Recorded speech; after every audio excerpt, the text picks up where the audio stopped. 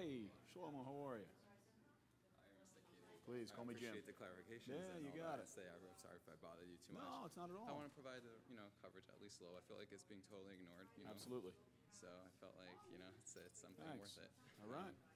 Good luck. You have a fellow journalist here. Yeah, colleague of mine. All right, cool. It's a shame that your opponent wouldn't show up. At least, it's nice to come and take questions. Yep, it's my pleasure to do it. So we just had a little bit of technical difficulties getting set up, but it should be ready to roll because we want to have it live streamed, and then for people who can't be here. I'm not going to be here the rest of Yeah, it'll be up on the web. Oh, you'll be on your website? Yeah, I'll make sure I send you the link when we're done.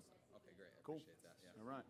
Now, what would be great is if you want to do a good interview. This young guy right here, sitting over here, messages me every day. Oh, really? He knows all the issues, knows exactly what's going on. That's really cool. Yeah, he's got. Okay, I'm gonna speak to him. He's like over 2,000 followers on Twitter. He's on Twitter as the Holy Cow, is his Twitter I name. think I see that somewhere. Okay. Yeah. Okay, I can speak to him. Yeah. And is that the optimal way to reach you also through Twitter? Is that the No, best? I'll give you my card.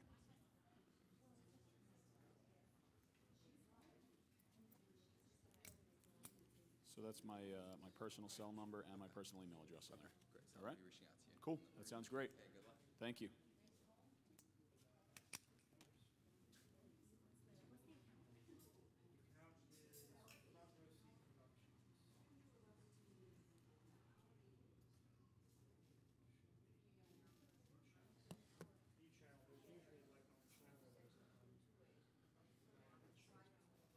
So once again, appreciate everyone's patience. We are getting there. We are online, it seems, and now we just, again, the hope is to be able to have this so it's out there so that as many people as possible can see it. So I apologize for those who showed up on time. Yes. Again, meet your neighbors.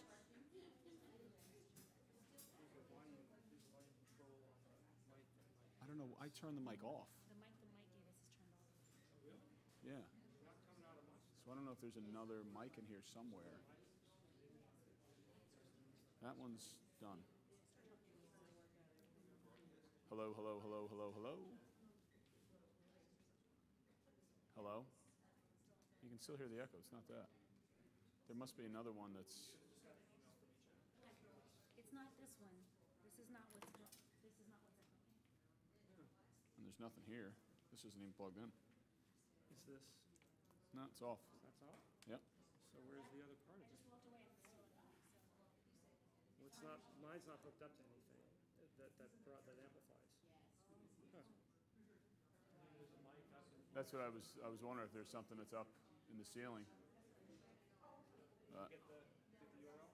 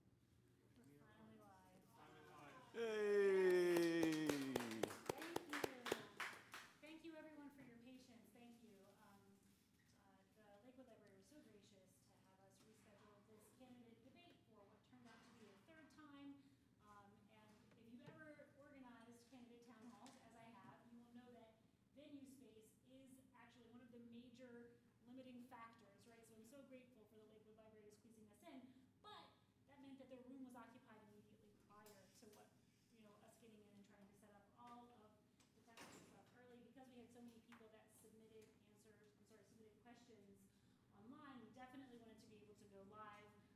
And so we are streaming live.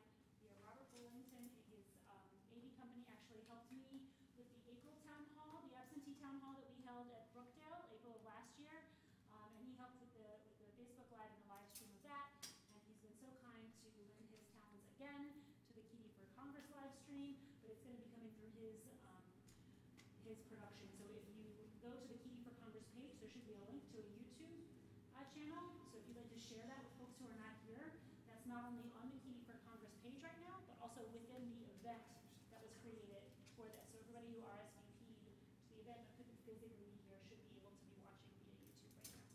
So I don't want to take up too much of your time because you've been already super patient with us as we were trying to get all of the technical difficulties here. If you have any questions afterwards, please feel free to say, but I don't want to take up too much of our time together so that we can get right to, unfortunately, the candidate is not plural, not tonight, the candidate who's here to talk to you about his race in the D4 primary. So, Jim Keady. All right, thank you.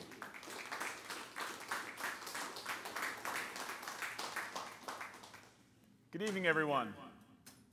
Wow. We're going to try that again. Hello, Yankee Stadium.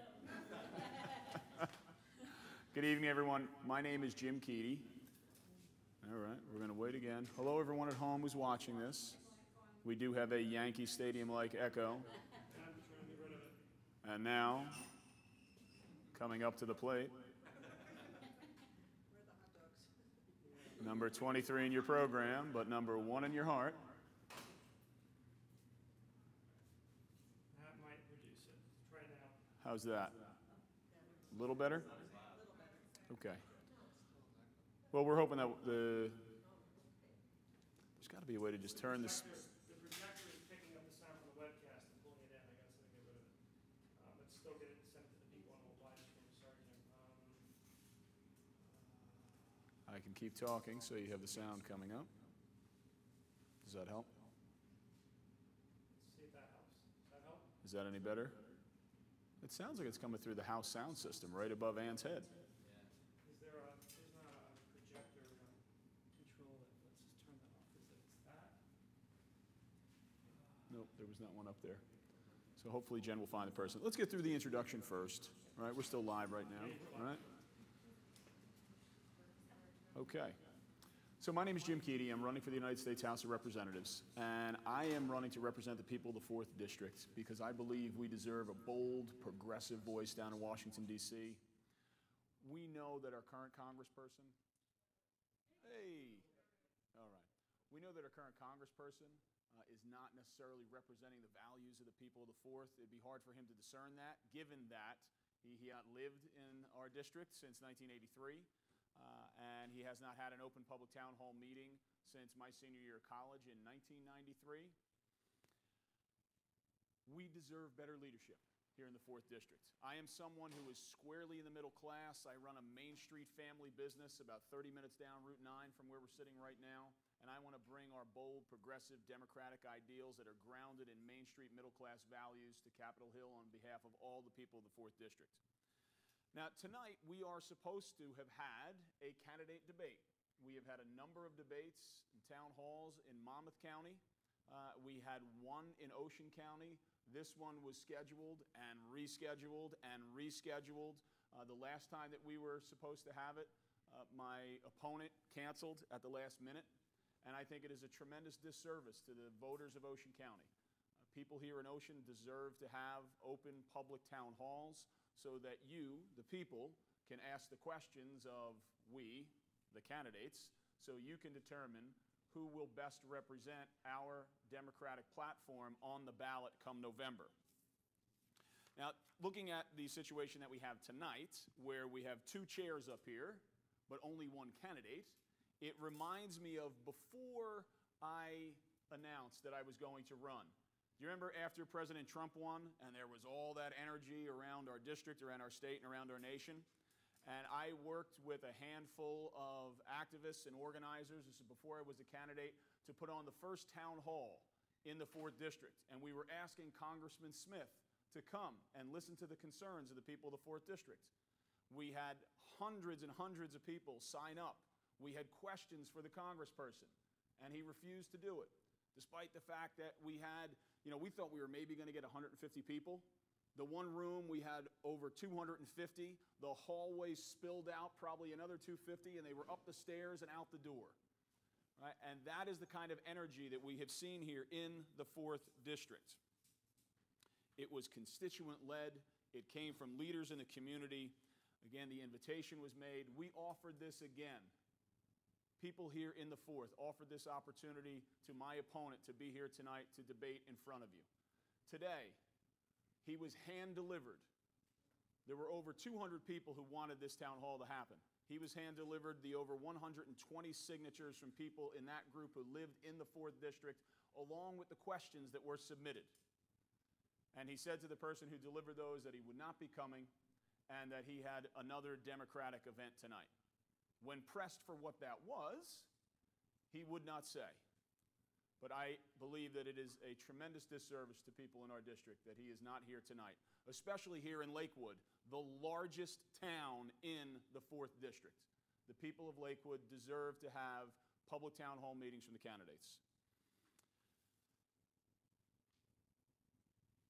Now, what's unfortunate is that this empty chair here is not for a 38-year Republican incumbent. It's for a Democrat. We as Democrats have been railing since President Trump took office that we want accountability, that we want transparency, that we want people that are going to be serving in office that are proactive and listening to the needs of the people. I guess the fundamental question we have to ask is, why isn't this gentleman here? Now, I want to put it out there that this isn't going to be a bash the other guy night, but there are clear differences. Pointing out the differences between candidates is what is necessary in a primary. If not, why hold primaries? We should just anoint whoever the candidate's going to be and let them go on to the general. That's not representative democracy. That is not how the Democratic Party should work. Remember, after President Trump got elected, Democratic leaders from around the country said, we want people to get involved. We want them to get engaged. We had millions of people out in the Women's March, and people took up the call to get involved, to run for office. And we have some leaders within our party saying, well, no, you're not the kind of person we want running for office. We want to handpick the people that we want. Well, that isn't representative democracy. It's undemocratic, and it goes against the values that we believe as Democrats.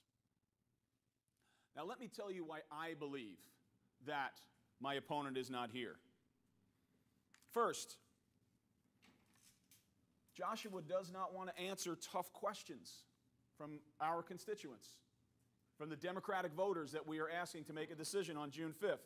The questions that were submitted by people online, and I'm sure the ones that you will ask during the open Q&A, are going to be tough questions. And if you are asking people to be a member of Congress, you better be able to stand in front of a group of people and answer tough questions. Now, I am going to certainly dive in to all of the questions that you have here, that you've come with tonight, and the ones that were offered online. And I'm going to talk about the policy differences between myself and my opponent. I'll give you one example of where there is this stark difference and why he may not want to be here to answer for it. By far, the most popular question that I have gotten in the 15 months that I have been campaigning for this, whether it's in open public forums like this, whether it's on someone's doorstep, whether it's in someone's living room with a small group of voters, the number one issue that I get asked about is health care. And I have been unequivocal in my position on this. I said even before I was a candidate that I believed in single-payer universal Medicare for all. Now, there is a bill right now that is been put forward called H.R. 676, which is the Expanded and Improved Medicare for All Act. That will give every American in these United States not just access to, but actual health care. I have been unequivocal since I launched the campaign, and as I said before it, in my support for this. My opponent has been less consistent. Here's what his website, can we pull that up? Okay. Here's what his website looked like just 6 weeks ago. Go ahead to the next one. Nope, come back one. And the next one. Nope. There we go. Right? This was his website just 6 weeks ago, screenshot. There is no mention of single payer, universal, or Medicare for all. In fact, at a debate that we had in Monmouth County, at the last debate we had in Ocean County, in Jackson, he talked about H.R. 676 as a, quote, theoretical piece of legislation. Well, in him saying that, he breaks from other legislative leaders around the country and within the New Jersey delegation. He may want to reach out to Senator Cory Booker and ask him why he's supporting what the Senate version will be of H.R. 676. Because clearly Senator Booker doesn't think that it's a theoretical piece of legislation. And these vacillations, I'm for something universal, but maybe not that, and then we could do it. Voters see right through this. You see through this, and you want answers. You want to pin candidates down to know what they stand for, to determine whether or not you want to support them, volunteer in their campaigns, make contributions, and fight to get them to beat the Republican. And even these vacillations have happened in one-on-one conversations. A perfect example of this is with the Farkas family. The young man in the middle, Sean, he has a heart issue. And his parents and for him, universal single-payer Medicare for all is the number one issue for them. They cannot have somebody who's flip-flopping on it, who's wishy-washy on it, who doesn't have the backbone to stand in front of people and say, yes, I support H.R. 676. So I'm saying to you, the people, and I've said to the Farkases, and this is why Mom, Dad, the son, the whole family are volunteering on the Key for Congress campaign, because I have said from the beginning, H.R. 676, the Expanded and Improved Medicare for All Act, on day one, if I have the pleasure of serving, I will sign on to and advocate for until it becomes the law of the land. The second reason that my opponent may not want to be here tonight in front of you is with regard to strategy. I believe that he takes the votes of Democrats here in our district for granted. Here's my strategy for winning the line. For winning in November. Congressman Smith, in the last 3 or 4 midterm elections, has won the election with about 120,000 votes. Do you know how many votes the Democrat got? Some of you have heard me say this before. 55,000. We lose in midterm elections 120,000 to 55,000 over and over and over again. It doesn't matter who that Democrat was. It doesn't matter if they were a man or a woman, if they raised money, didn't raise money, if they spent money, didn't spend money. If we took this empty chair and put a D on it and didn't do anything, do you know how many votes they're going to get in November? Pretty consistently, 55,000. Do you know how many registered Democrats we have in the 4th District? 132,000. So we have enough Democrats within our base alone to beat Congressman Smith in November. There are also 220,000 unaffiliated voters, 110,000 of whom have not voted in 1 out of the last 3 elections. Now, people talk about unaffiliated voters like they're somehow just in the middle. They're in between Republican and Democrats. Well, if that's what you believe, you're not paying attention and you're not listening to unaffiliated voters. We are, because we've been knocking on their doors for months. They fall across the political spectrum, from very, very liberal to very, very conservative and everything in between. There are tons of left-leaning, progressive, unaffiliated voters in our district. And that's who we want to build a coalition with to beat Congressman Smith, so that we don't have to give up any of our democratic values, so we don't have to play to this mythical center, this center-right Republican light, so that we can play to our bold, progressive democratic ideals. And that is how we will fire up those 77,000 Democrats who are off in the wilderness every midterm election and bring them to the polls. My opponent's strategy is to court Republican voters. We know that he has won the county line in 3 different counties. Now, for those of you that don't understand what that means, right? We have the county line. This is what it looks like. So this is the people that won the county line, and then there are other columns. Here in Ocean County, I will be in column G.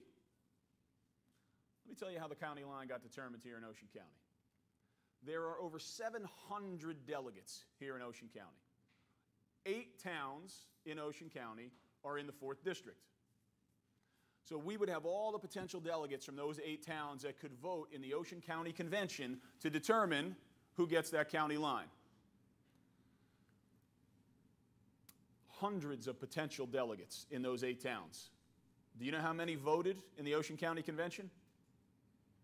50. Of the 50 people that voted, do you know how many votes were cast? 56. Because there are superdelegates. The chairman of the party has 2 votes. Well, let me take a step back. Of the 56 votes that were cast, do you know how many were cast by people that don't even live in the 4th District? 27.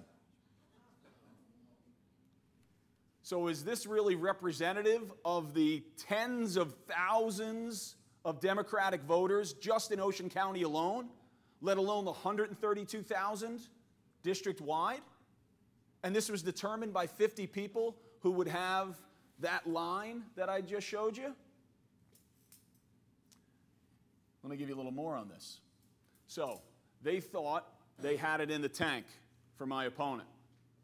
The Ocean County Convention happens. I give a speech. The entire delegation gives me a standing ovation.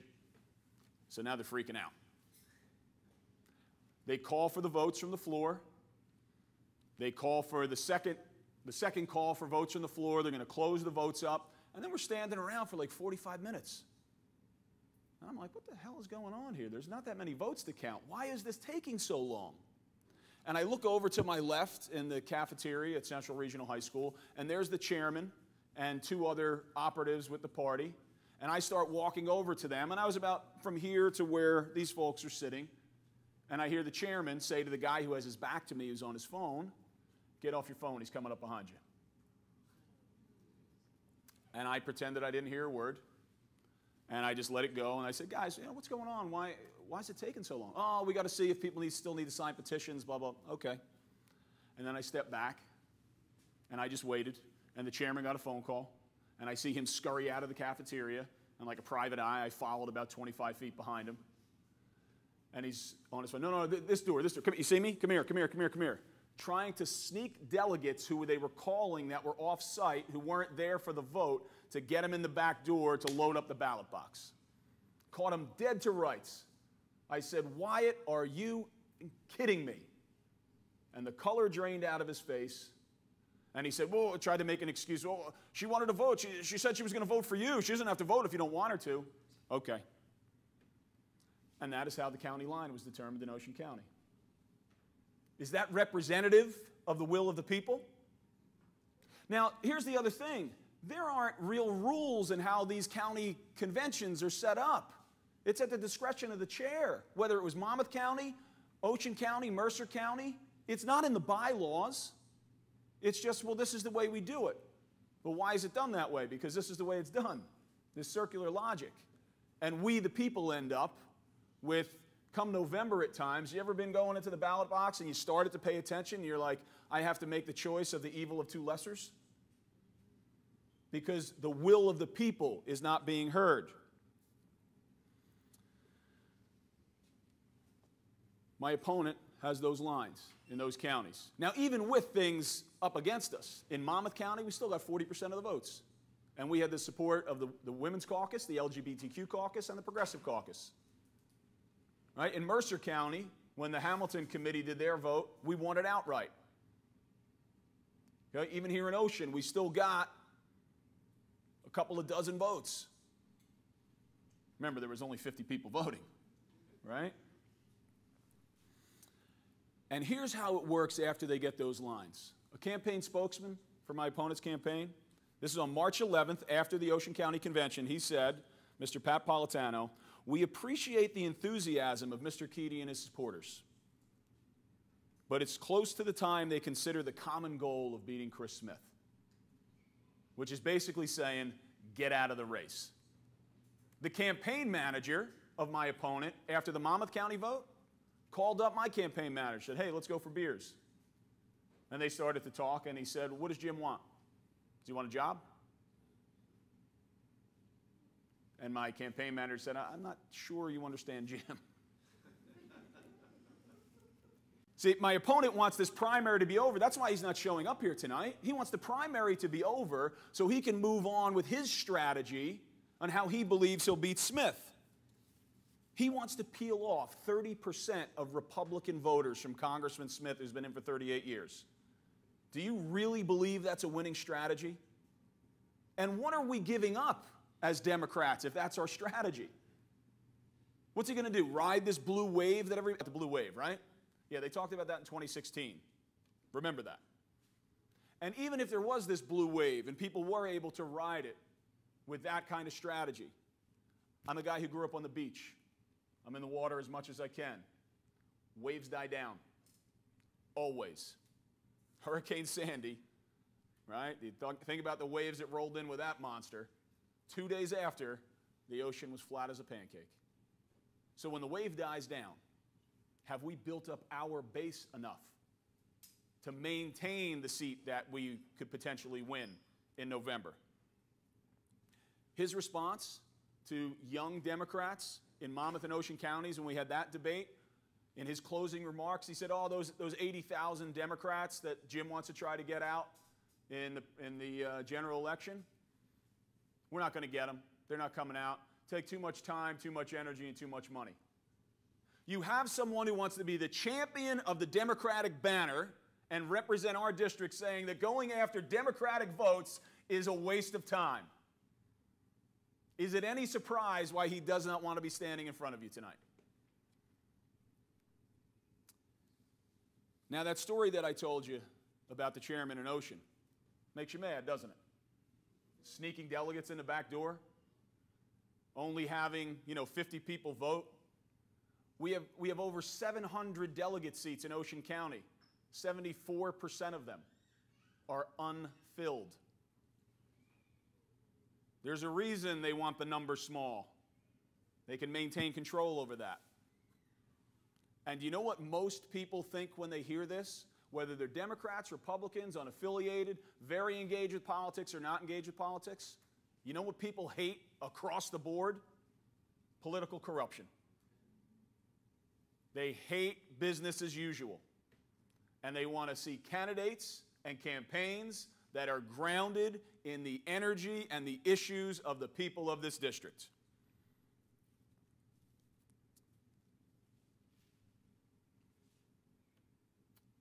That kind of corruption. Trump called it and calls it the swamp. I don't think he realized he's covered with swamp creatures himself. Others call it the revolving door. It's really generally what people don't like about politics and run-of-the-mill politicians. Can we blame them? And this is why it leads us to the third reason that I believe that I'm the only one standing in front of you tonight. Some of my opponents' supporters have said, oh, there's been enough debates. Well, in Monmouth County, there were a good handful of debates. In Ocean, we've had one. In Mercer, we've had none. Do the people of those counties not deserve debates? But here's one of the key things. This debate would be the first since the FEC reports came out about the fundraising activities of each of our campaigns after the first quarter. And you, the people, would have the opportunity to review where the money's coming from supporting each candidate. Now, where do I stand? I have raised more money from people in the 4th District than both my opponent and Congressman Smith combined. You can clap for that, sure.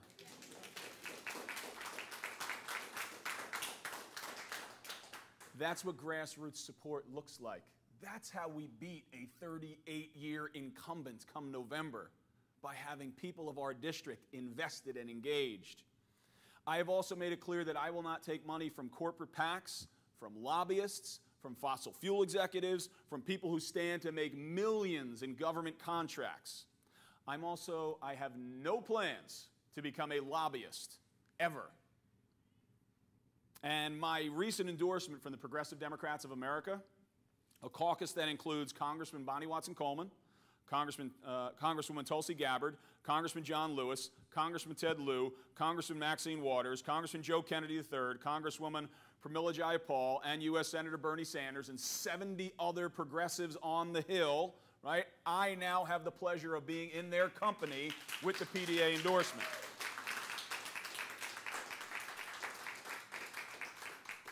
The first question on the application is, do you pledge, if elected to this office, to not become a paid lobbyist for at least 5 years after you leave Congress? And my answer was absolutely yes. I will take that pledge. And why am I taking that pledge? Because we know that there is outsized influence by the big money, the corporate money, the lobbyist money that is corrupting our political system, from the school board to the town council to the state houses around the country to the House to the Senate and all the way to the Oval Office. And we need people who are taking that pledge and walking that talk through their campaign. That's very different than my opponent. And I know why he doesn't want to stand here and answer to you, the people, after his FEC report came out. He's raising money from big-ticket fundraisers, having guys like David Gergen, who used to advise Nixon. That's who we're bringing to fire up Democrats in the 4th District, right? He didn't even resign after Nixon got into trouble with Watergate. That tells you how committed he was to that guy. He's having a fundraiser with Senator Robert Torricelli, former senator, who you might remember had to leave politics because of illegal campaign contributions and ethics violations. This is who he is turning to help him raise money to try and win this campaign. Now, he often talks about that no PAC pledge that I just talked about. He talks about it as well, but he's not giving you the details. And we know the old adage, the devil's in the details, right? So, corporate PAC money, this is what that is. You got a company, pick a company. They put a bunch of money into a PAC fund, and then they write checks to candidates who they believe are going to support what their issues are. Lobbying is company puts money into the paycheck of some consulting firm who is then going to try and push for policies that are going to benefit that, and the lobbyists write checks to candidates. So if you don't make a pledge that includes both I'm not taking money from PACs and I'm not taking money from corporate lobbyists, you can do a little bit of tricky bookkeeping, and you can take that lobbyist money, and that money corrupts our politics. There's only one donor, just to be clear, there are no lobbyists. You go through my FEC report, and we went through it with a fine-tooth comb. There are no lobbyist donations to Keedy for Congress. If there were, I would write them back their check and hand-deliver it to them. I have made that commitment. No lobbyists. In my opponent's FEC filing, there was only one donor. Now, the lobbyists have to declare when they give that they're lobbyists. There's only one in his FEC report that declared. It was a woman by the name of Emily Bacchio. She works for CJ Lake. Now, you're probably sitting there going, hello, CJ Lake, right? Because you're busy working, trying to put food on the table, getting your kids to soccer practice, doing whatever it is that you do. You're trying to pay attention, but to do this level of research. So CJ Lake, their clients, big agribusiness. People who are union busters, enemies to farm worker justice. They routinely try to pitch immigration policies that are to the benefit of corporations and to the detriment of farm workers. So that is a lobbyist that gave, and they did what they were supposed to do by declaring it. There are several other people on his FEC filing that are lobbyists who did not declare. For example, Pablo Chavez. He is the general manager of U.S. policy. That is a very fancy way of saying I am a lobbyist. Right? He's a general manager of U.S. policy for Microsoft. He was formerly a lobbyist for Google and for LinkedIn. And here's an article in The Hill naming him as one of the top corporate lobbyists of 2015. gave to my opponent's campaign. Jeff Landy. Jeff listed himself as a consultant with TLG. That's all it says in the form. TLG is the Landy Group. And here is a summary of Jeff's revolving door. Right? If you go on to Open Secrets, they kind of lay out who he worked for so you can just see how this lobbyist cycles through the swamp. Larry Grossman from the Grossman Group. On his contribution form, he called himself a consultant. But he's on the House Lobby Registry, although he's changed his company name, possibly to mask his contributions. He served as a staff member on the House Armed Services Committee, which is a covered position that federal law requires disclosure. Why does the law require disclosure, you might ask? Because we don't want people who are responsible for the decisions that are going to affect all our lives as everyday citizens being corrupted by the influence of money in our political system. And one of the fastest ways to do that is to point to federal contracts, especially when it comes to the Armed Services Committee and the Department of Defense. If any of you are students of history, do you remember President Eisenhower's address, his last address to the nation, warning us about the military-industrial complex? This is part of what he was warning about, that corrupting influence of defense contractor money into our political system. And when you look at the amount of money that is coming into my political opponent's campaign from DOD contractors, it is staggering. We've got a guy, James Miller. He's either the president or the consultant for adaptive strategies. It depends on what he put on the form when he gave at different times. He is with the Defense Department right now. He sits on the board of a company called Endgame, and they have received $17 million in Department of Defense contracts in the last 3 years alone. Jeremy Andrews, executive at Frontier Technologies, or a consultant, depending on where you look. He's received hundreds of millions of dollars in federal defense contracts. Palantir Technologies. Now, if that name doesn't ring a bell, it's Trump fan Peter Thiel's data mining company. Palantir Technologies has received $14.5 million in contracts in this year alone.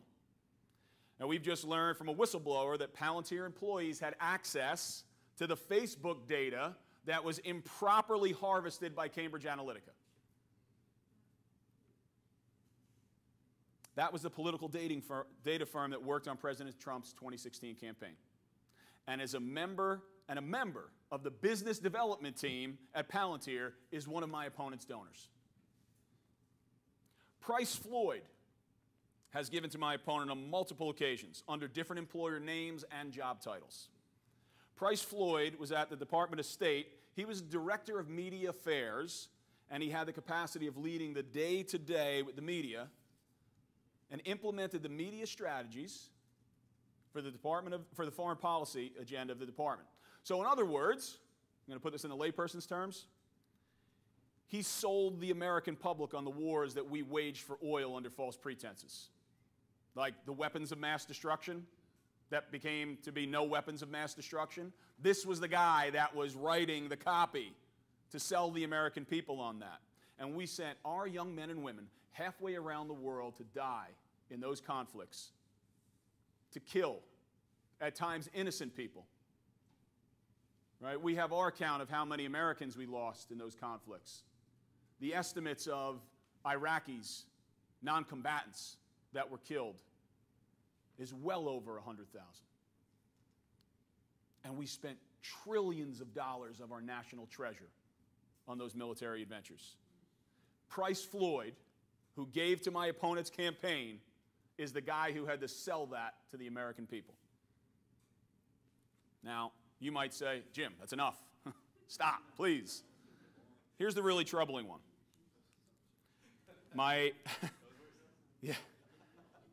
My opponent has received a campaign contribution from Tim Newberry, who is just listed on his FEC filing from WCG. WCG stands for the White Canvas Group. But it is easy to see why Mr. Newberry might want to hide the company that he is working for. White Canvas Group is the company that Michael Flynn, I'm assuming with the groan, that Michael Flynn we're aware of? Yeah, that Michael Flynn, who was, didn't disclose that he was doing work as a foreign agent, the one that is now cooperating with the FBI for lying in an investigation, that Michael Flynn. Tim Newberry's one of his guys. Tim Newberry, in addition to founding White Canvas, served as the chief executive of FIG Cyber, a unit of Flynn Intel Group. This is who is funding my opponent's campaign. And on Wednesday, this Wednesday, he is headed to Washington, D.C. for a rooftop fundraiser to stir up more money from the swamp. Does it surprise you at all, given these differences in policy issues, the difference in strategy, and the clear difference in where the money is coming from, that he would not want to stand in front of you tonight and answer your questions? Now, my guess is how many of you, by a show of hands, would say that I had no idea about that finance stuff? Almost everybody in the room. And this is what they bank on. That we, the people, so busy working 1, 2, 3 jobs to make ends meet, don't have the time to do this kind of research. Well, we're doing it for you with the Keating for Congress campaign. And this is why we were asking for your support, so that we can bring a grassroots, people-powered, people-funded campaign down to Washington, D.C. So when we get down there, the only people we are beholden to are the voters of the Fighting Fourth District. The people who gave their $4, their $14, their $44. Or my mom, who maxed out. Thanks, Mom. And we will be able to stand. I will be able to stand, if I have the pleasure, as the representative of the people and not the representative of corporations, lobbyists, and big moneyed interests. Now what we're going to do, thank you.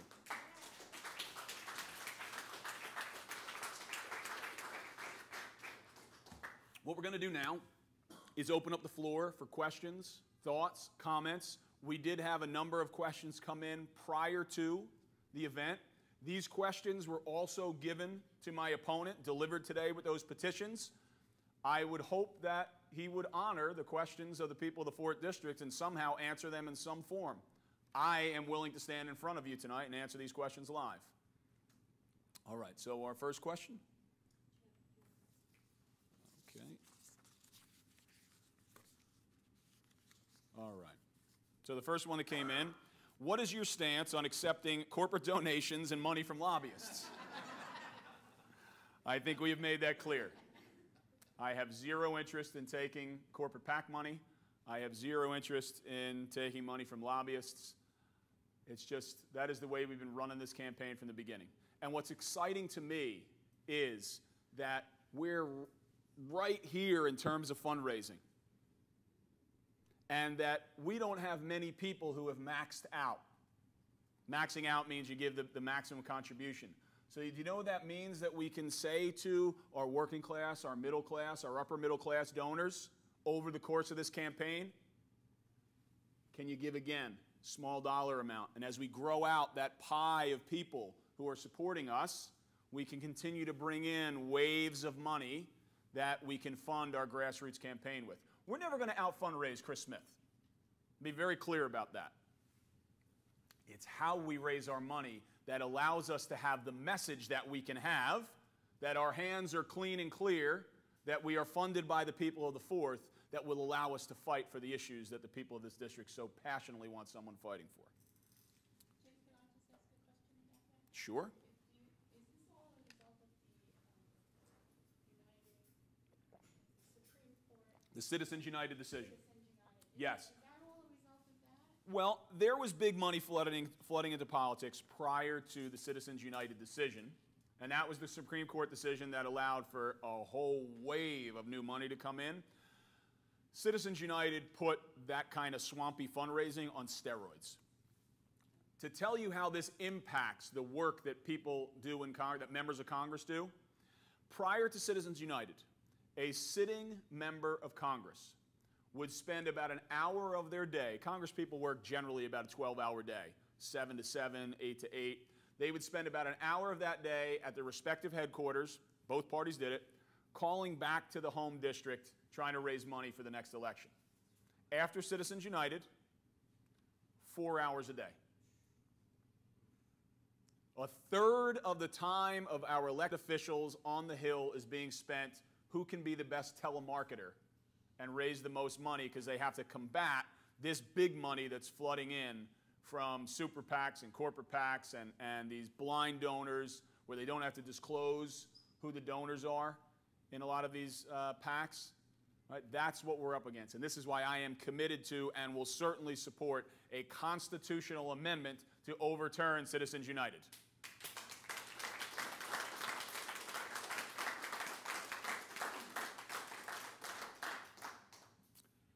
So what are your thoughts about the tactics currently being used by police, border agents, ICE, and customs agents?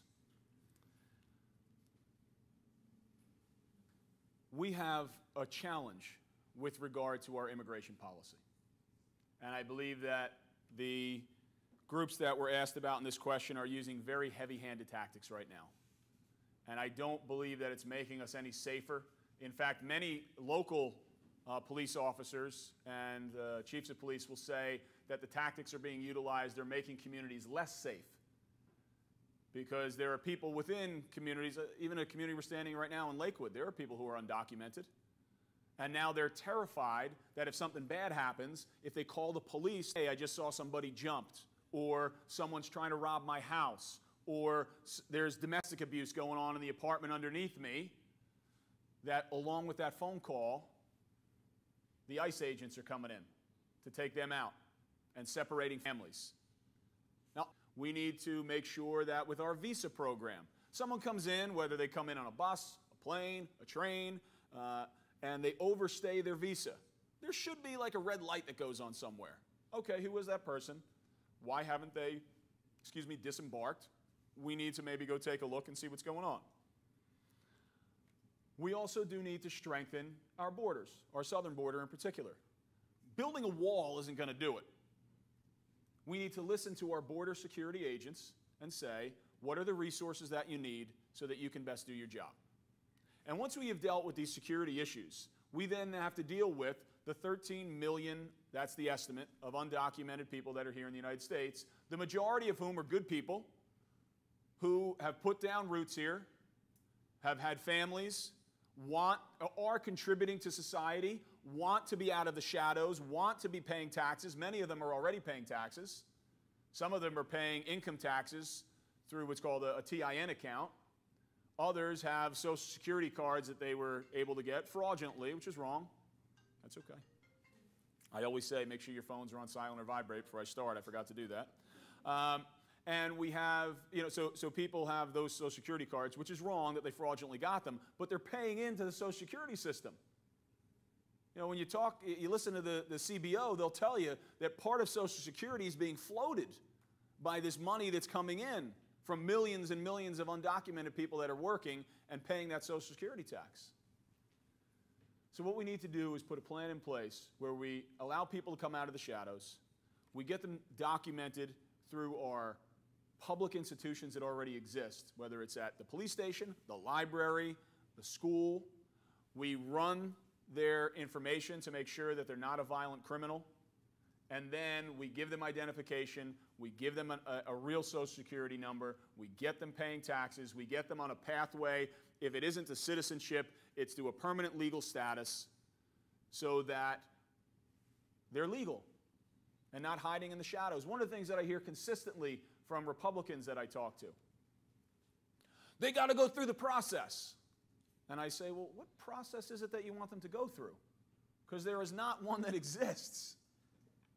Right? It doesn't exist. It's not like they can just walk up to the Make Me Legal department and sign a paper and pay a fine and be done with it. It doesn't work that way. So we need to create a mechanism to allow people to do that. And one of the other things, I was on a doorstep in Point Pleasant Beach campaigning this weekend, and there was a split couple in terms of their political allegiances. So I spoke with the wife, and then the husband, who was the Republican, wanted to talk to me. And we had a good conversation. It was very frank, very open, and he kept going on, it's the illegals, the illegals, the illegals. And finally I had to say to this gentleman, and we talked, he was squarely in the middle class. And I said, look, whether you want to accept this reality or not, you have more in common with an undocumented Mexican guy who's trying to make it and put food on the table for his family than you do with a billionaire charlatan like Donald Trump. All right? And I think if we as Democrats can articulate that more, that the people at the bottom of the economy, and when I say that, it's 99% of Americans who are not among the 1% of the oligarchs, we have way more in common than we do in difference. And when we start thinking along those lines, we can start to put policies in place that are bipartisan, that are grounded in common sense. Right? Can I just make another comment? Sure. Just the fact that refugees that are different from immigrants, they go through a 2-year process. They get grouped in with like these poor Syrian people. Sure. And there's reasons for them because they're coming out of these horrible conditions. Of war-torn countries, yeah. So the question is about refugees, or comment about refugees, and what happens in a lot of these conversations is the refugees get lumped in with the undocumented, right? They have a separate space that's carved out for them. And this is certainly very personal for me, having worked on the front lines of the Syrian refugee crisis in 2015 and 2016. And it wasn't just Syrians. Everybody talks about the Syrian refugee crisis. I met as many Afghans and as many Iraqi refugees, and we had a hand in creating both of those refugee populations. So I would argue we have a moral responsibility to make sure that they have a safe haven. And we can do that. It's very American of us to do that, right? Statue of Liberty says, give me your poor, tired, huddled masses.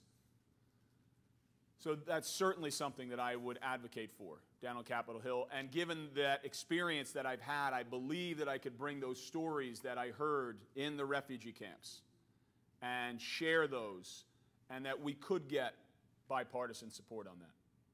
I mean, some very low-hanging fruit on that one. One of my buddies that I went to high school with, he is a former Army Ranger. Mike is to the right of Attila the Hun on many issues. And when I told Mike about this guy, Elvis, Muhammad, his code name is Elvis, he was Afghan Army Special Forces, who was serving with our guys, our men and women, catching and killing Taliban, helping to save the lives of American soldiers, and he was then, left, put on a blacklist by the Taliban, and they were being systematically hunted, and he got out through the refugee trail, and I met him in Greece, in Lesbos, and when I told Mike about this guy, he said, that is my brother in arms. He stood and fought with American soldiers. Yeah, we got a moral responsibility. And Mike, the Republican, to the right of Attila the Hun, was on the phone to friends of his in the State Department, trying to figure out what we can do. And if we can get beyond the political rhetoric, the food fight that happens every night, whether it's on Fox, whether it's on CNN, whether it's on MSNBC, and talk to people and listen to people, we can come up with solutions that are grounded. We may not get everything we want. Right? They're going to start off over there. We're going to start off over here. We're going to compromise somewhere in the middle. That's what you do after you win elections, not during an election. Right?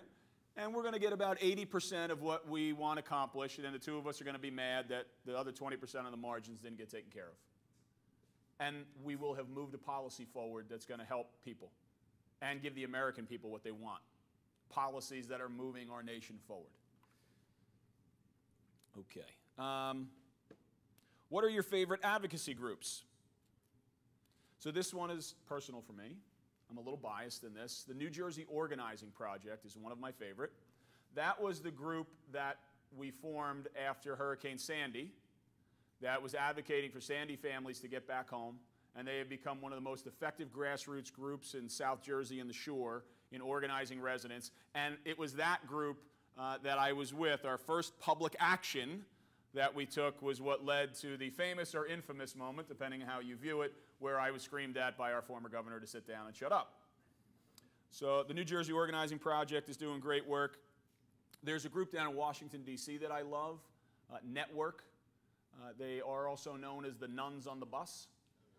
Right? I mean, who can argue with a group of Catholic nuns on a bus who are advocating for poor people? Right? So I love the work that they do. Certainly here in our district, one of the groups that has to always be on the front lines, given that the positions of our current congressperson, is Planned Parenthood. Right? We know that Congressman Smith has been systematically working to dismantle Planned Parenthood, to overturn Roe v. Wade. You know, he's gone as far as to say that women should not have access to the birth control pill or the IUD. And he is the author of the Hyde Amendment, which puts women's lives at risk in developing countries all over the world. So certainly we have to support Planned Parenthood, especially here in the 4th District, because of how much it is under attack by our current congressperson. Okay, I'll jump off this list for a moment from questions that were submitted online, and I'll open it up. Anna's asked a couple of questions, so we can throw it out. I know cards are supposed to be filled out, but I'm okay just fielding them from the floor. So if you have a question that you wanted to ask, yes? I was just wondering why all of these lobbyists are giving money to Welling. There has to be a connection somewhere. So the question is, why are all these lobbyists giving to my opponent? I guess that's a question that needs to be asked by my opponent.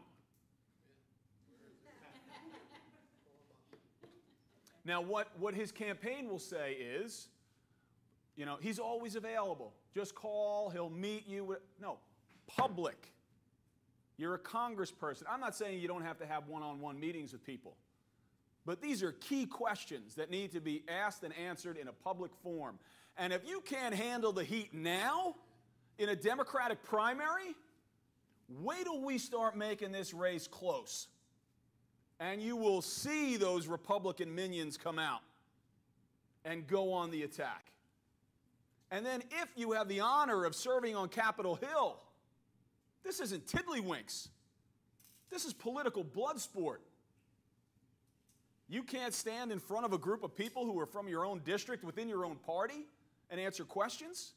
That is not someone that I think we should send to Capitol Hill. I may be biased.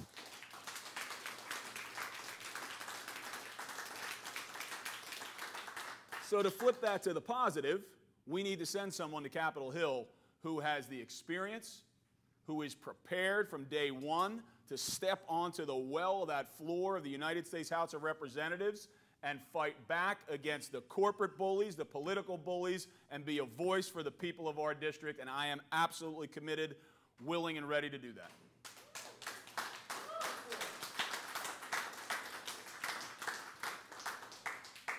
Okay. Another question from the floor? We'll go here, and then Ed will come to you. You know, talking about the different the lobbyists and different people who talk or support Welling, he's been mentioning that, I'm a vet, I'm a Navy vet, and I think that's wonderful. But then you get something where he's talking about the Vote Vets organization supporting him, but then you get an article in something called the New Jersey Globe, and it's like written by some guy named Wildstein, yes. That is where my opponent's press releases seem to be working their way out. So David Wildstein is the guy who was in part responsible for the Bridgegate scandal. And this is who, cost New Jersey millions of dollars. yeah, this is who a Democratic candidate is using as one of his political mouthpieces. I wish I could answer that question for you. This is why it's important for candidates to come and stand before the people at a public debate. And I think connected to the vets, going to Chris Smith's office, we're having an empty plate, empty promises event this week, and it's got to do with the fact that our current congressman votes frequently to want to cut the SNAPS program, but there are vets who receive SNAPS benefits, their family, their Yep. children. So I don't get where he can say you have to have a veteran, but that's great if the veteran is supporting the values. Sure. Michael Flynn is a veteran, right? And I'm not saying that to disparage veterans. What we have to ask is, are they a good veteran who is committed on the issues that the people, the Democrats in our district, want to see represented in Washington, D.C.? That's the question that has to be asked. I certainly honor the service of everyone that is willing to put on a uniform and stand up and fight for our nation. Right? The courage that it takes to do that, to be willing to go into harm's way and potentially die in service of our nation, should absolutely always be respected for that. But that does not mean that they would make necessarily a good congressperson. And that's a question that we have to ask. It's a difficult one because of our nation's relationship with our veterans, because we love our veterans so much and we honor the service that they did. It is not a disservice to them or a dishonoring of them to ask whether or not a particular veteran in a particular race is the best person to represent our district and our interests. He talks about his Navy career, but in reality, he spent 12 years in the Navy. And I know at one debate he asked you if you love teaching, but why did you leave? And I don't know why I didn't ask, or if you love the Navy so much, why did you leave? Yeah. It's That is a question for him. That is a question for him. And I would encourage people, to reach out and say, I am willing. We have 24 days left in the campaign. I will debate any night or every night of those 24 days. And this is where the people of the 4th should be flooding his office and saying, why don't you want to stand before us and answer questions? Particularly in Ocean County and in Mercer County, where in Ocean there's only been one debate prior to tonight, and in Mercer there have been none. We only had one forum and it was only on one issue. So the people of Mercer deserve that. Okay. Ed, you had a question? You raised some questions in terms of the press and whatnot, peripherally. I think that is the only way that people become informed. I learned tonight about this campaign finance piece, and I believe that Welly filed his FTC report late. Yeah, it was a number of months late, and it was riddled with inaccuracies. And yep. How do you get this information? He doesn't want to debate, clearly. I mean, he's avoiding it.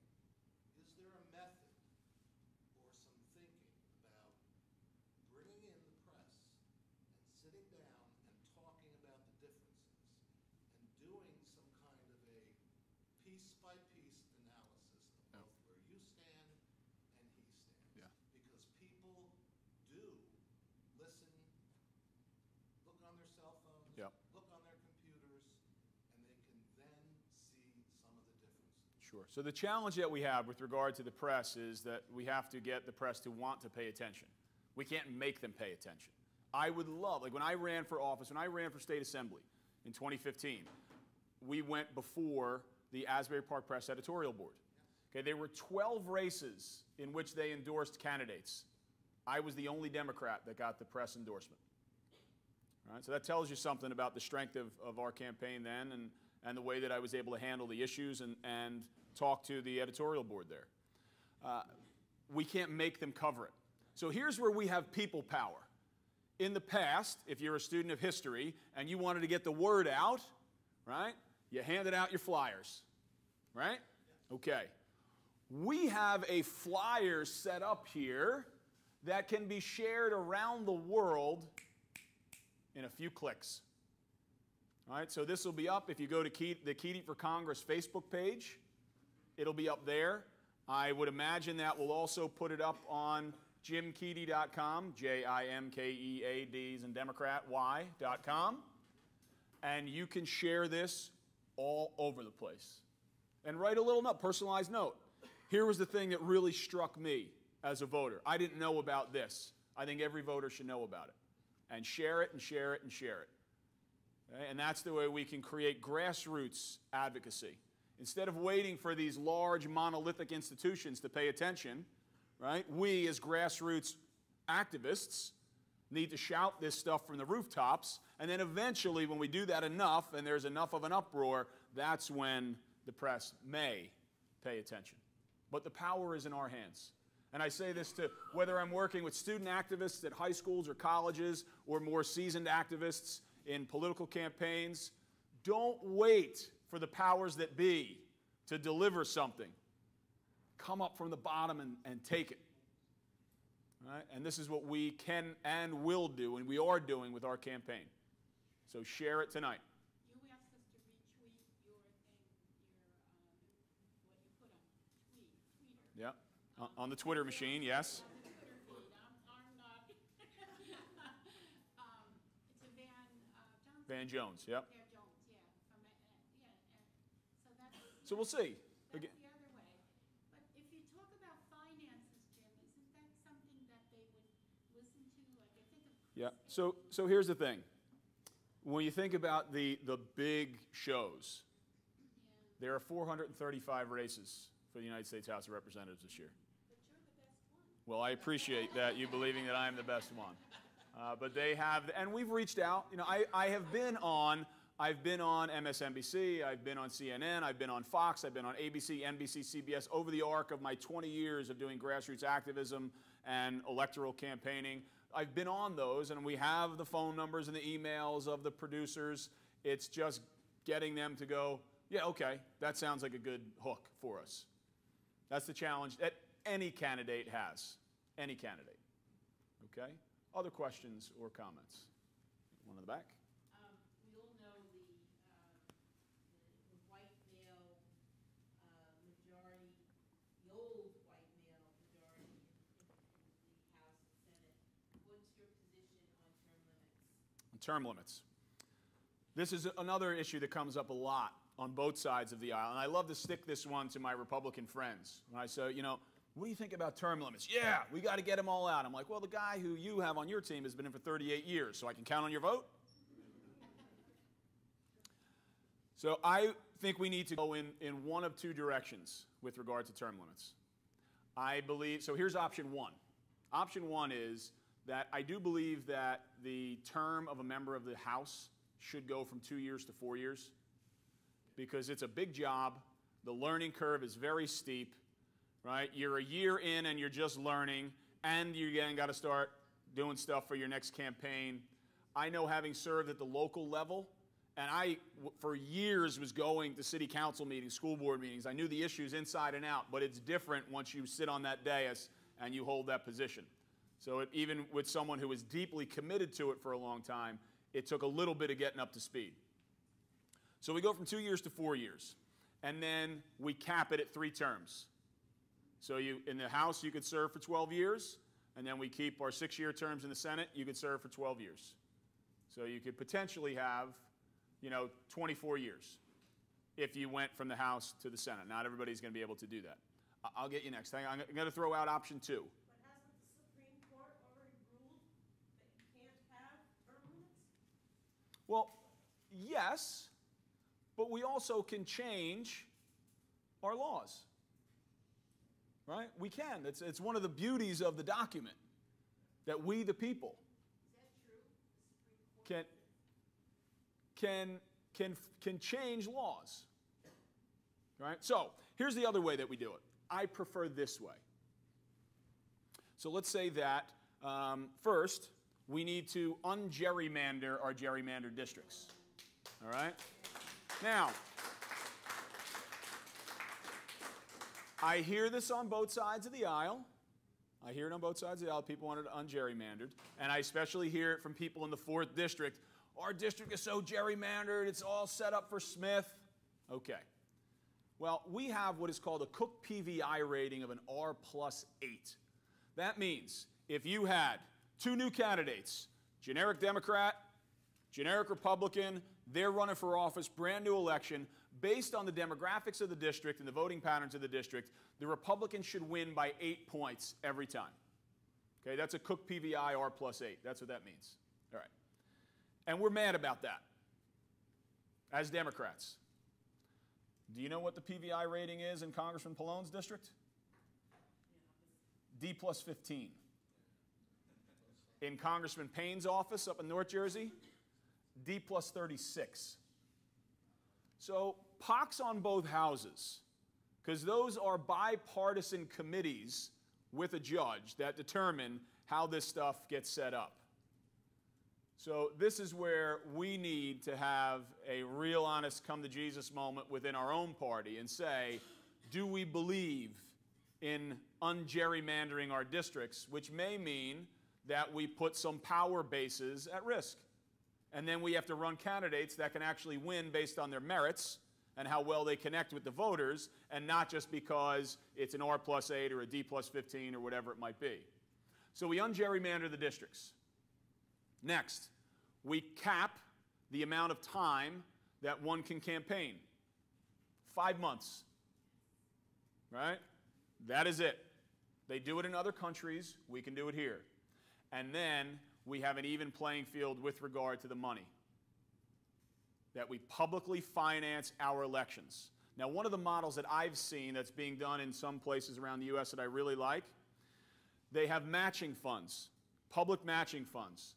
So for every dollar that you raise from a voter in your district, it can get matched up to 5 times.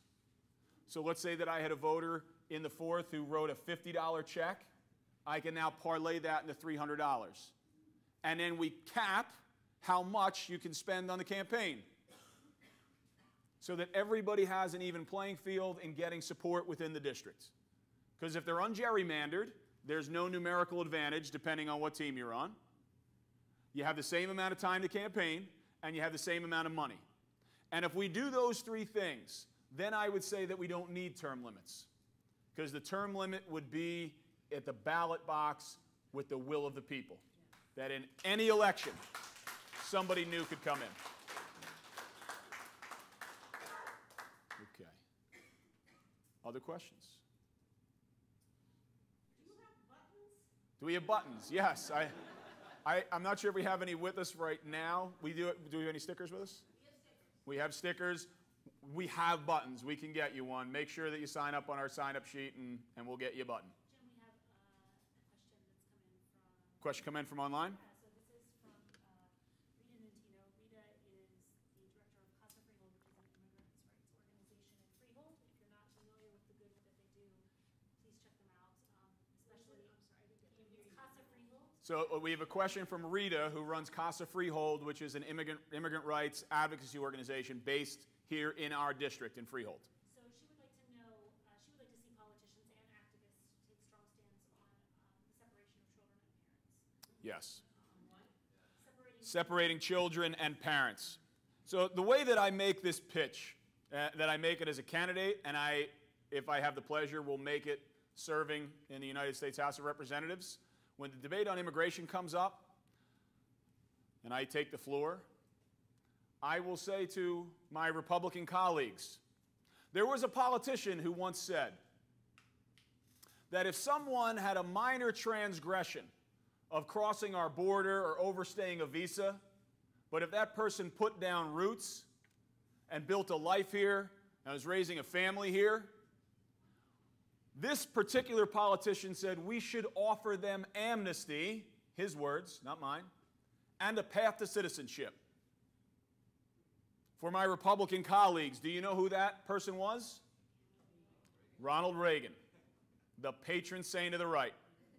So we need an immigration policy that is grounded in their compassionate conservatism, that matches up with our commitments as Democrats, that absolutely is not separating families. My God, aren't they the party of family values?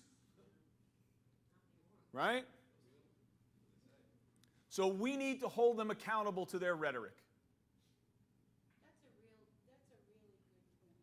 And when because they're going to do it. I mean, I don't know if they've done it yet, but It's happening in Freehold. So again, Yep. and if you're not familiar with the good work that Casa Freehold does, please reach out. Please talk to them.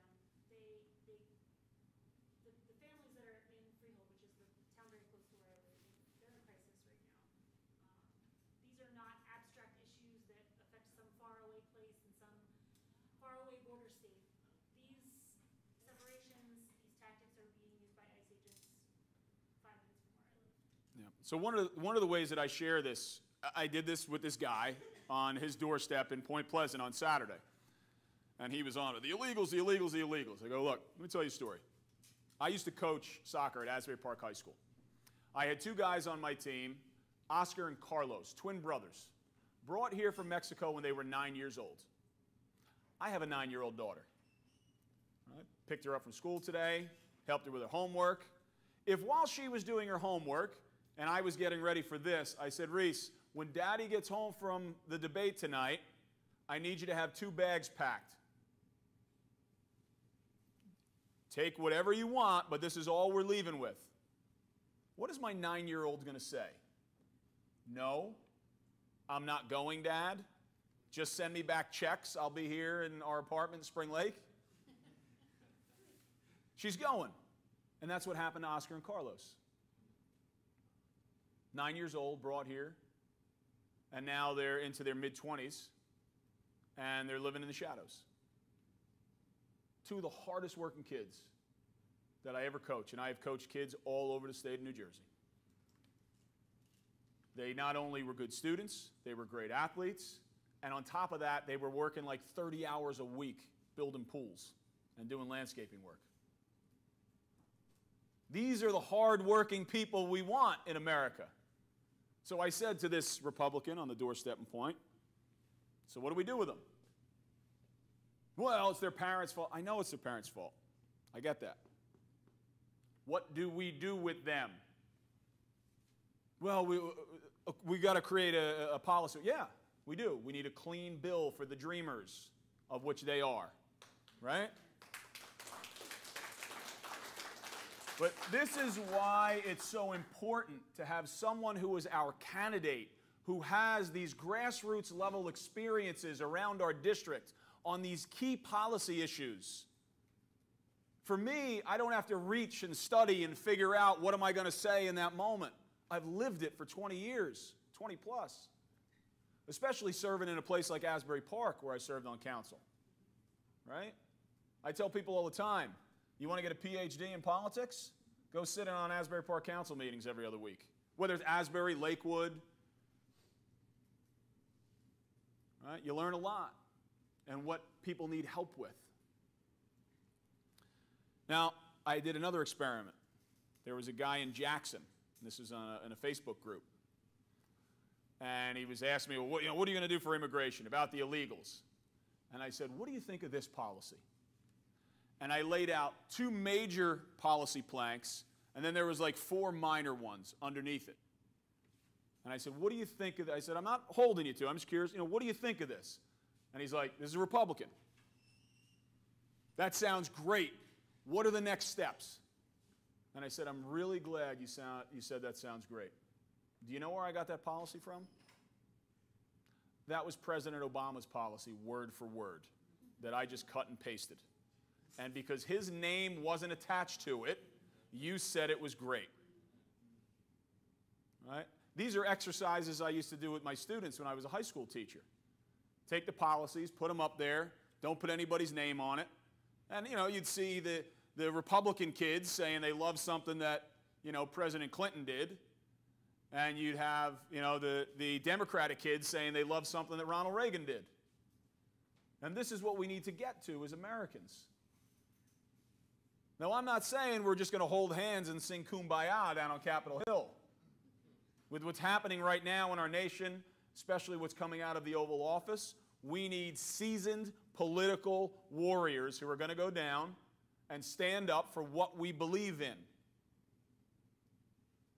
I make no apology for being a bold progressive Democrat. People say sometimes, oh, Jim's just a little too progressive. And I push back and say, on what policy? And then the conversation stops. And I give an example. And I've asked this in Democratic rooms, whether it's a living room filled with people, or I'm on a doorstep, or it's a room filled with hundreds of people. I ask, how many people here in 2018 believe in marriage equality? And every hand in the room goes up. And I ask, how many people were there saying that publicly in 2004? And not every hand goes up. And how many people who were serving in office or running for office in 2004 were unequivocal in their commitment to marriage equality? I was. When I was running for office in Asbury Park, where my base of support was on the west side of town in the African American churches that weren't necessarily supportive of marriage equality back in 2004. I wasn't afraid to stand up for that bold progressive ideal and fight like hell until the rest of our party caught up. Do you know when President Obama first said that he was unequivocally for marriage equality? 2010. Secretary Clinton? 2015.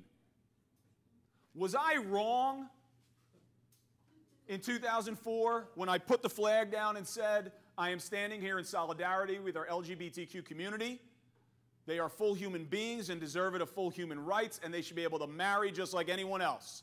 Was I wrong? No. Was the party at times not strong enough to stand for it? So who do we want in Washington, D.C. right now, given what is going on with what's happening in the Oval Office? You want someone who's going to be center-right, Republican light, who's going to go along to get along, who isn't moored to any policy? Or do you want someone that has the guts to stand up for what we believe in and fight like hell until it becomes the law of the land?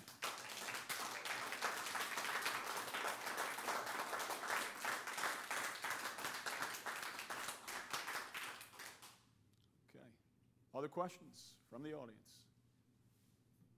Don't I'm asking? Oh, there we go. Chris, go ahead. A general question. Yep. What's your position on Wall Street reform or regulation? Yep. So question on Wall Street reform, Wall Street regulation. We need a 21st Century Glass-Steagall Act. We also need to bring people to justice for what happened in 2008. It was one of the greatest frauds committed on the American people. For those of you, I was young. For those of you that were in your adult years during the savings and loan crisis, more than 800 people went to jail. You know how many bankers have gone to jail from Wall Street for 2008? One. It was one of the most massive frauds committed on the American people. And who bailed them out for their fraud? Working people, middle-class families. We deserve justice, fairness. Now, are there good people working on Wall Street? Of course there are. I went to high school with a lot of them. Right? One of my former high school teachers is here in the audience. He's smiling and shaking his head. It was like a Wall Street factory at times. There are good people who want to do the right thing, but we have systemic problems. We have systemic problems with the way that trading is structured. We have systemic problems with the lack of taxes that some of these giant firms pay. And when we say Wall Street, we do have to get specific, right? We're talking about, I mean, there's under that umbrella, you have all kinds of businesses. And we do have to be specific and get into the weeds on the policy. But we also need to have the ideological commitment that no bank should be too big to fail.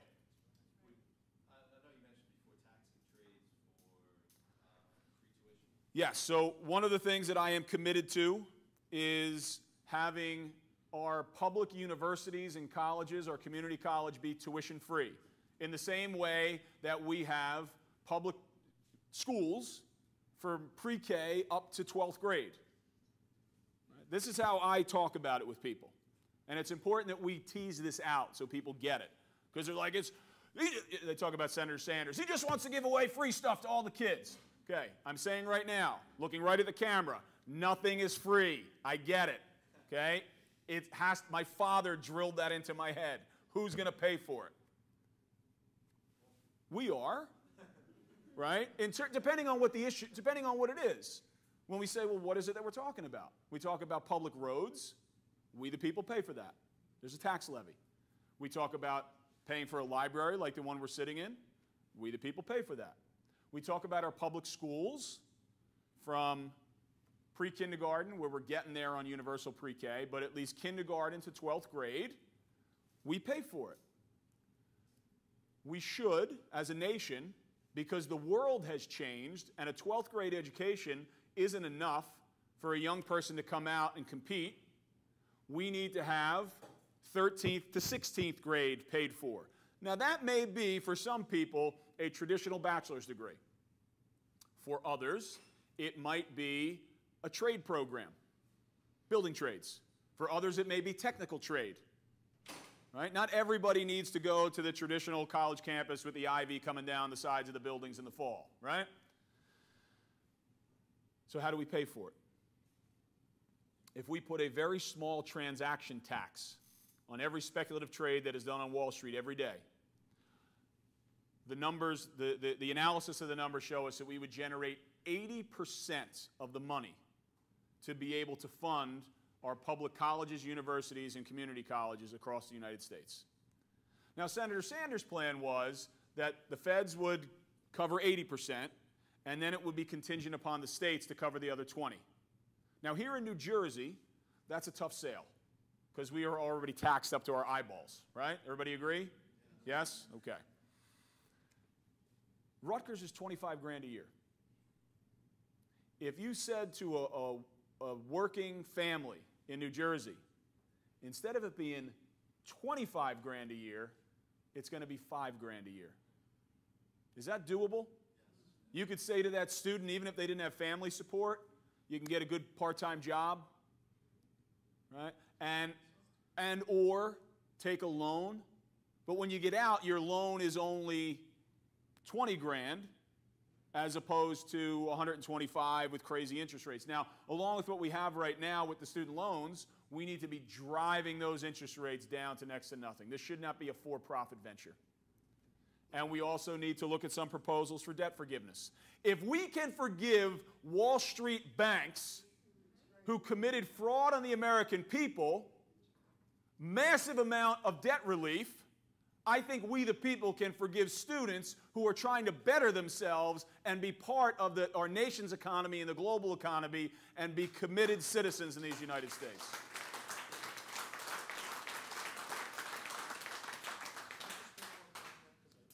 Yes, go ahead. We'll get you next, Lorraine. Several forums. Yep. Several forums.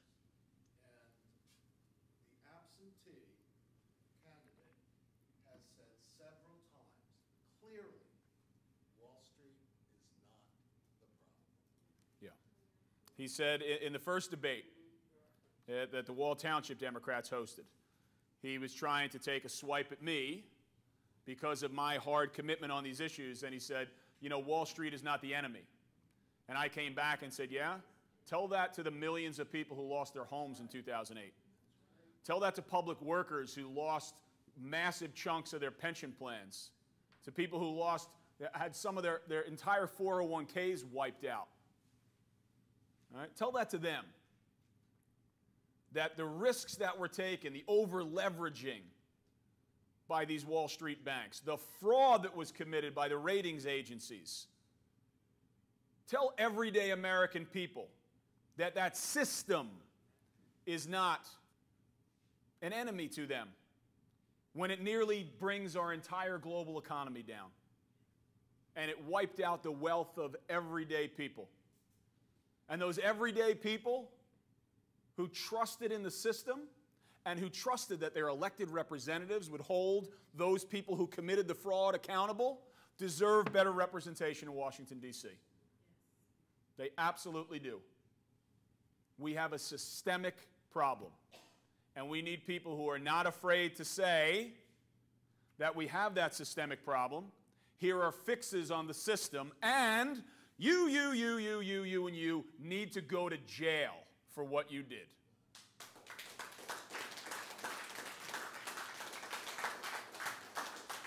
And the way that we sell that to our Republican colleagues is, well, aren't you the party of personal responsibility? And if someone is personally responsible for fraud, what's the penalty, gentlemen? And I say gentlemen because we know they are pretty much all men in that party who are serving in office. Okay. Lorraine. I know why Josh isn't here tonight. You do? Yeah, I just checked his Facebook page, and he posted an hour ago a live canvas video. So it looks like Josh was out dancing tonight. Okay. Okay, so I just Yep. kind of wanted you to be aware of it's a little easier to canvass and knocking on doors when people don't have the information that we are sharing tonight and to have to answer questions for that. Yep. I don't think it's fair either. Yes? How do you, I live in a 55-plus community, and there's a bunch in Ocean County. Yes, indeed. How do you campaign when there's gates, there's no soliciting, both parties have to be representative, and you can't have signs? Yep. You have a house party. And I've been invited into house parties in over 55 communities all over the district. So you can organize something at your home. Sometimes people will say, well, you know, there are some people who are just very private and don't want to invite a bunch of people into their homes, and they maybe talk to a neighbor who always throws parties, and that's how we get around it. We have private parties, and we get into those communities as best we can. It is something that I want to look into. And I will, if I have the pleasure of serving, that there's a policy that has to change there. Because people are being denied access to the people who are asking to represent them. And it shouldn't be left up to the whim of the board, right, who may all be from one political party. It does a disservice to democracy. So I think that, you know, and this is also something, though, that I would encourage you. There are boards in all of these over 55 communities. Get on the board. Get a few more people on the board who share your concerns, and then look to change the policy within the community. And say that, hey, we're going to have candidate forums, whether it's people running for the school board, the local election, state-level representatives, federal representatives, and we will have forums that we inviting candidates from different parties, so that people can be as educated as possible. We've got to fight for it. Mr. Smith. The defense budget, that's a concern to me, because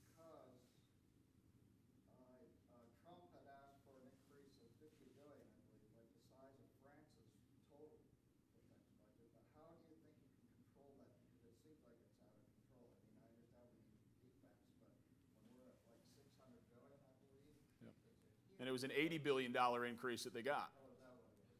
Yep. I'm just knowing, how do you, I know Eisenhower said that, and it's true, I think.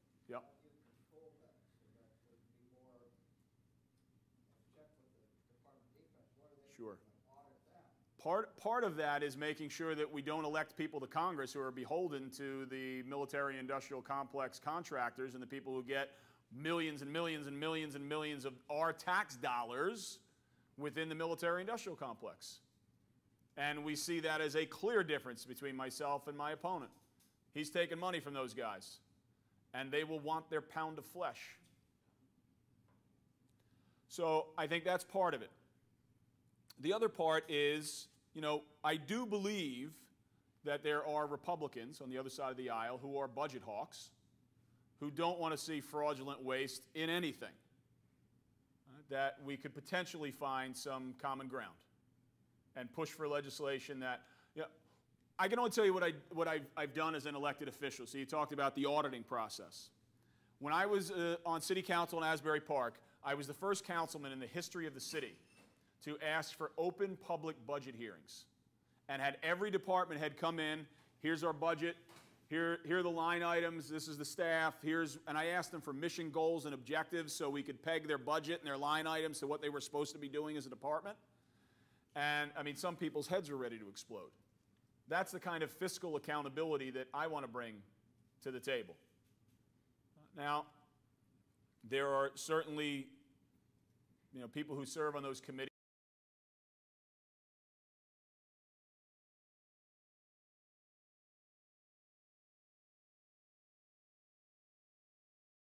of serving to advocate for the kind of accountability and transparency that you're talking about. You know, this is something that we need to really have an honest conversation about as Americans. I believe in defense as well. I'm an athlete, right? Offense sells tickets, defense wins championships is one of the mantras that we had. And we need to have a strong defense. There are enemies of the United States who do want to do us harm. But we are outspending everyone. And I would argue that that isn't necessarily making us any safer. And there are other investments we could be making in diplomacy. We could be looking at our State Department, which currently has hundreds of positions that are unfilled. So those are the values that I will bring to the table. How that plays out in terms of engagement on it and in terms of policy initiatives that I would propose and support, I think time will tell on that. Anyone else? Questions, thoughts, comments? Do we have any more come in? Nothing from online? Okay. What's that? Policy pledge? Sure. So we're just at about 8:15, and I think we have covered a lot of ground. So what I want to do is lay out what I am committed to, some of our progressive policy pledge. Now, I want to be clear that this isn't everything that I want to work on if I have the pleasure of being our congressperson. Don't worry, Ed, you don't have to squint. I'm going to read it out to you.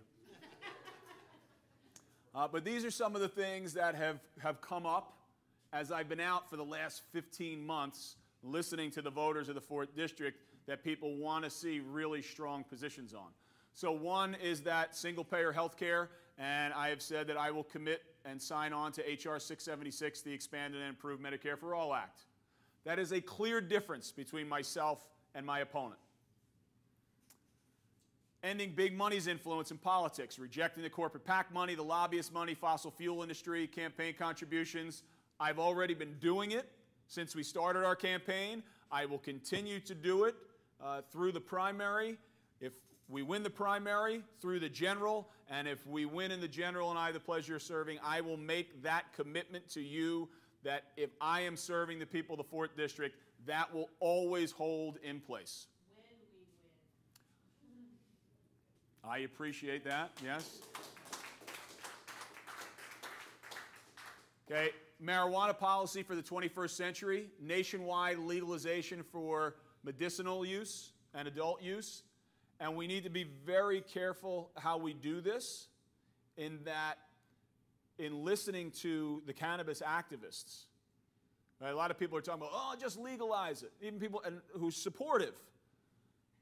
But we need to think this through, especially on the medical side. Because medical marijuana should not be sold at the same price as someone using it for recreational use.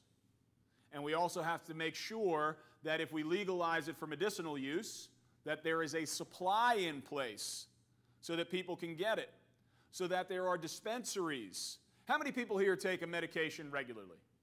Raise your hands. Okay. Man, a majority of the room. And how many of you are able to get that medicine fairly easily? Drugstore nearby, right? Couple in your community? Could you imagine if you had to drive an hour and a half to get your medicine? And this is what people who have been prescribed medical marijuana, some have to deal with. Now here's the other part. This is a clear difference between myself and my running mate. His words, he had said that he wants to leave this up to the states. Very Republican position, right? Okay, here's where it's problematic. Let's say that this young man right here has a prescription for medical marijuana. And he lives here in New Jersey, and let's say New Jersey, we currently have 8 states in the District of Columbia it's legal. Let's say we become the 9th state, and you now have the prescription, and you're using that medical marijuana, and it's really helping you, whether it was for glaucoma, maybe you're a vet, and it's for PTSD, maybe you're a recovering heroin addict, and it's helping you to transition off heroin. There are a range of reasons why doctors prescribe it. And you live here in New Jersey. But your job now transfers you to Ohio. What are you going to do? I raised this question with a Republican while I was on the campaign trail. Again, split house. I ended up meeting, the wife was a Democrat, husband was a Republican. And I said, what are you going to do? And he said, well, I wouldn't break the law. I said, so you're going to go without your medicine? And I said, hang on. I knew he had sons. We talked about his kids. I said, what if your son needed that medicine? And the body language just changed. and I could see his little Republican wheels spinning behind his eyes. This is a medicine that can help a lot of people. One of the things that I've learned of late is in listening to recovering heroin addicts and saying how it has been so helpful to them to stay off heroin. Right? Now, people sometimes will say, but it's illegal. Well, let's make it legal. And I just have a question, like, you're worried about pot, but you're okay with a multi-billion-dollar pharmaceutical company pumping prescription opioids into communities all over the United States. You're okay with that? Summer, I'll get to your question in a second. Let me get through these last couple points here. Investing in our young leaders and our future, free tuition at public higher education and our trade schools, we covered that. I am absolutely committed to that. People should not be getting crushed by crippling student debt, just trying to get the tools that they need to compete in our economy. And growing our economy from the bottom up with a $15 federal minimum wage, this is another. So each one of these, my opponent does not support. Right? The $15 federal minimum wage, another one he says he wants to leave up to the states. Now, I say this, increasing that the federal minimum wage up to $15, I say this as someone who runs a small family business here in Ocean County. So I'm listening to small business owners. My family's one of them. Now, what people don't understand is, when they talk about the $15 minimum wage, the bill that's on the floor right now, the bill that's been proposed, people think we're going to go from $8.60 to $15 like that. It's phased in until 2026.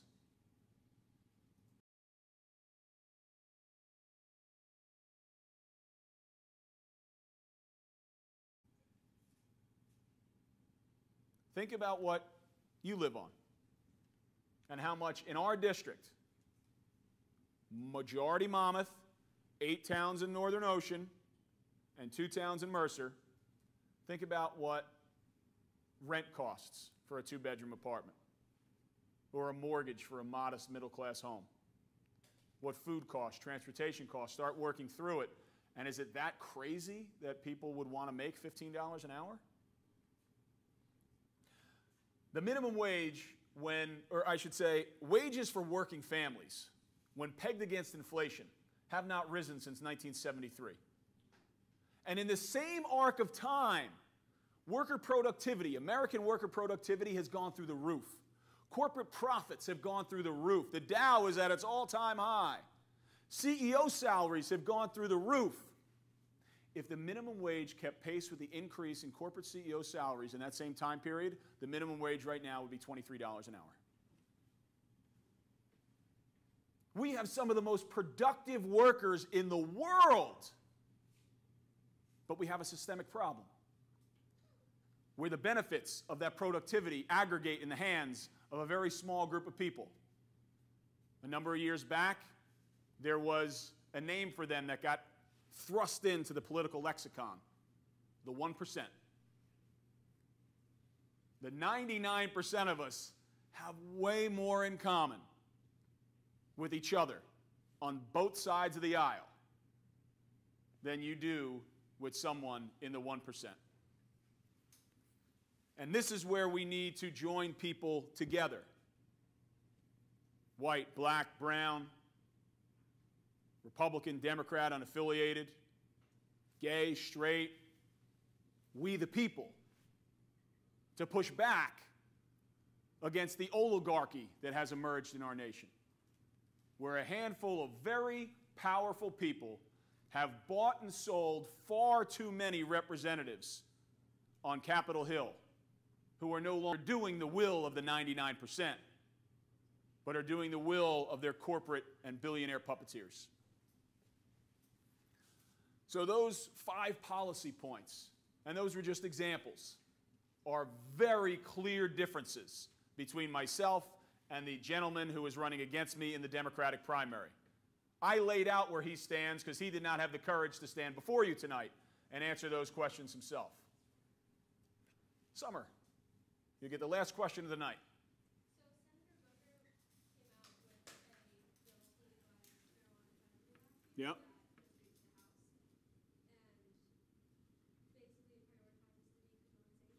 Mm-hmm.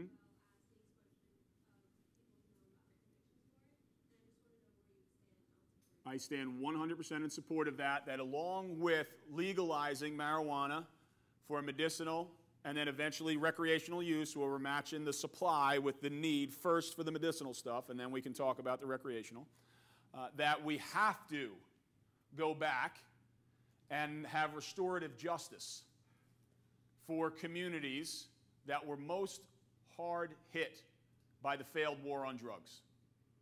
I served on the city council in one of those communities. Right? Now, the way that I lay it out for my Republican friends. So I went to Christian Brothers Academy. I taught at St. Rose High School, taught at St. John Vianney. You think the wealthy white kids in those schools don't smoke pot? Newsflash, parents. Where are they buying it? They're buying it on Springwood Avenue. They're buying it on DeWitt Avenue in Asbury Park. Now, the relatively affluent white kid from one of our communities gets picked up at a party with some weed on them. What's happening to them? Right? Parents are lawyering up. That's getting knocked down to a borough ordinance. It's not even going on their record. Done deal. Don't do it again. What happens to the 16-year-old kid who sold it to him on the street in Asbury if they get picked up for distributing? Or what happens to the 16-year-old kid who's maybe sitting on the front porch on the west side in a house in Asbury smoking with their friends on a Saturday night? They're arrested. They're getting a public defender who's already overloaded with cases, and they're going to jail. And now that's on their record. So I absolutely will fight for restorative justice for anyone that was arrested in the past, who's currently in jail for possession or distribution, to get out. We got to make sure those records get expunged.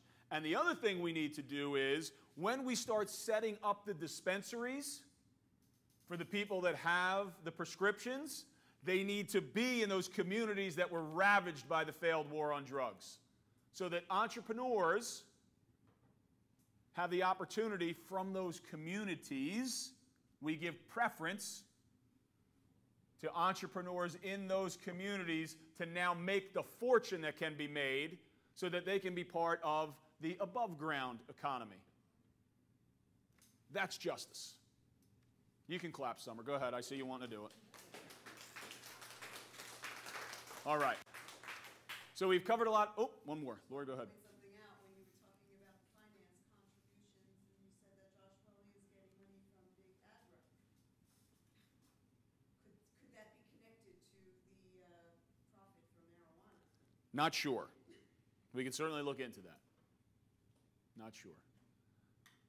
Okay.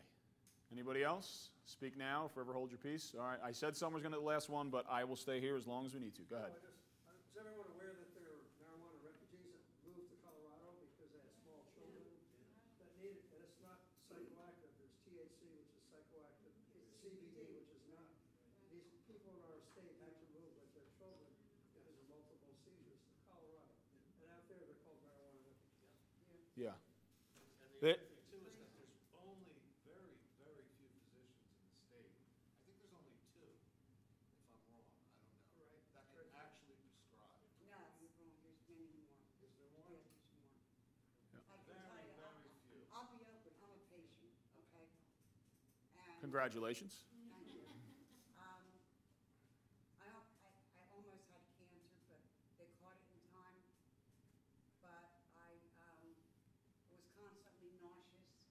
I was down to a little under 100 pounds. I had lost like 60 pounds. And my primary doctor had no problem referring me because she said, even the hospital, actually I was 21 times in the hospital. But that's another story. But anyway, there weren't that many before in New Jersey. Governor Murphy just opened it up to be very wide, that almost any doctor that